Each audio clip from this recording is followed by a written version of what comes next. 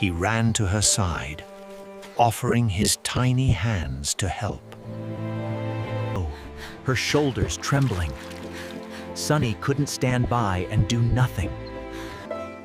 Sometimes the smallest hands can bring the greatest kindness. Walking through the fields today, what a lovely sunny day. When they reached her home, she looked at Sunny with tears of gratitude.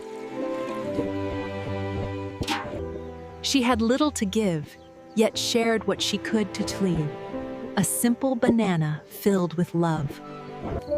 Kindness needs no words, just a heart willing to help.